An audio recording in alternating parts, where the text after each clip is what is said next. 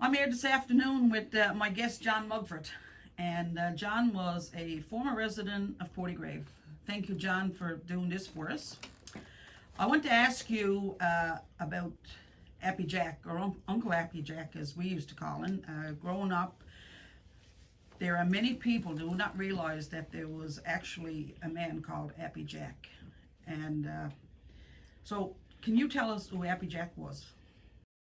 Yes, he was John Butler Mugford, was his name. And where he lived at the foot of the Graveyard Hill. And he was born and raised in Sandy Cove, Okay. in Portygrave, Yeah. up alongside of the Ralphs. Okay. Sounds familiar. Aye? Sounds familiar. Yeah. Yeah. And that's where all the Mugfords came. When they came from England, that's where they moved to. And a lot of them went to the Labrador. And there is a connection of the Labrador, of the Mugfords in Labrador, from down in Cape Mugford. Cape Mugford. Yes. That's interesting. That's a long ways down. Well, he started off with his father fishing, and his father died, passed away when he was, I think, maybe 12. Well, he was 13 the next year, and he went to the Labrador, ate over everything, in a place called Cutthroat. Cutthroat. That's down on the Labrador. And they never got enough that year for to get a meal of brews. Oh, very good. No fish, not enough for the winter. No. That would be, he was born in 1972. He was 13 years old, so 1872. 1872, yes. So then he went down again the next year, and the same thing happened. Well, he was in debt to the merchant. No money. The merchant kept him. He left then, and he went to Quebec the next year. He was between 15 and 16. He went to Quebec and he went at steel work. And anyhow, he made enough for the center. Well, he had to make his passage money up, passage money down. There was no UI then, and feed the family for the winter. And he went back again. Well, then he went to the seal fishery. Back again the next year. How many years he went up there, I don't know, but I know that's what he did. Yeah. And from there on, I guess he went fishing then around Portygrave. So that's what he was, a fisherman. He was a fisherman. He yes. was a fisherman. Yeah. And how did he get the name Appy? Oh, I don't know. I guess where he was always pleasant and everything. He seemed to be a very pleasant man that I know of. I know I tormented him enough that he probably, in his mind, he could have killed me. Right. But when I was young, but he'd never say nothing. Yeah. And the hill that's there now, Appy Jack's Hill, I guess that's what they call it, but that was the Graveyard Hill. Yeah, That's the Graveyard Hill, That yeah. was the Graveyard Hill where we lived. Now, that's the fishing premises right there, look. Oh yeah. That's the fishing premises. Okay. Down at the Labrador. No, No. that's in Portygrave. Oh, that's important. Yeah, so it is. See, you look across that Yeah. burn The light is. I'm gonna have to get a shot of that after because the light is shining right into it. Yeah. Uh, There was no one had a photo of it, and No. Noel painted that. That's wicked. Yeah, He painted that. wicked. And that's the old house there, look, Oh yes. right Yeah. there. Right. That's Okay. where I was born and raised. Yeah. I understand he was a man of great faith. Oh, And he was. he was heavily involved in the United Church. Yes. That was in the harbour now, and the church and school is gone, of course. Yeah. And I went to the United Church one-room school next door to the church, and both are now gone. And the teacher at the time was Mr. Wells. Yeah. And I can remember being in primer or kindergarten now, and when he died, and we had to make a procession out from Mr. Wells sent us out from the school to the church. Yeah. And Brother Bill, my brother Bill, said that we took the Sunday school banners out Yeah. because he was a Sunday school He teacher was a Sunday school teacher for from years. for yes. years and years. Yeah. Yeah. There's even a picture around of him where they went on a picnic and where he was boiling the kettle, and the kettle boiling for All right on. the Yeah. youngsters to have lunch. Yeah. But there's a lot of them pictures disappeared. Yes. Yeah. And what was I going to say? Yeah, he done all of that, Yeah. and he was also involved in the army when they came to Portygrave. When they went down through, when they had to fight their way. You might have never heard this before. No. No. They had to fight their way down through. I'm not going to mention no names. No. No, don't do that. No, I won't do that. No. So he paraded down with them, when they went. But like you said, he had no personal trouble. No. Yeah. No. Was he in the Orange Lodge? Oh yes, he was big in that. Right, He was up big in till he that. died.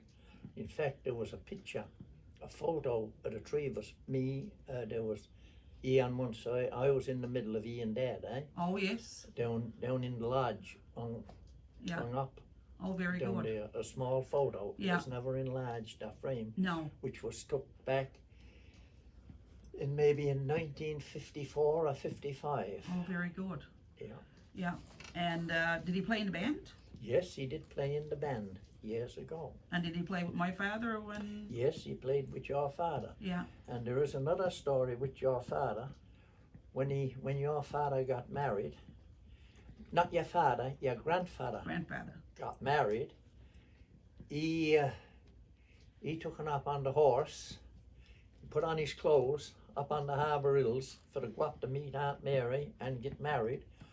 And on the way home, he had letting out on the Harbour Hills, and he run down ahead of the horse and got in the house before anyone would know it for to get in. Oh, very good. Time. Yeah. That's interesting. I heard him tell that. Never heard that before.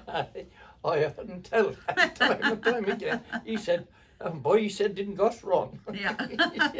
That's our grandfather. Oh, is it? Yeah. Because they was always good friends. They was reared up there alongside of one another. Yes, because the Ralphs did live up there. They lived up in Sandy Cove. right yes. up in Sandy Cove. Yes. Yeah. Like I can mind when Gilbert Ralph, that house he got there now, was tore down up in Sandy Cove and built up down there where he's too. Is that right? Yes, I can so. Very good. Okay. And so anything else that you'd like to tell us about Uncle Appy Jack?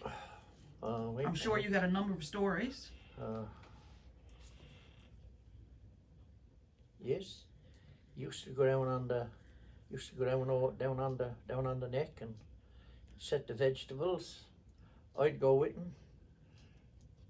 I'd look in the plough the ground. I'd be on the horse's back and he'd be behind the plough. Oh, very Yeah, good. I done that for ever. Well, I don't know how many years, but No. I know I was only a child, maybe about 7 or 8, when I'd lead the horse. He'd have me up on our back, and we'd go. And then sometimes I'd get a bit obstropolous. I'd make her go. Oh, very go good. back and tear it up. Yeah.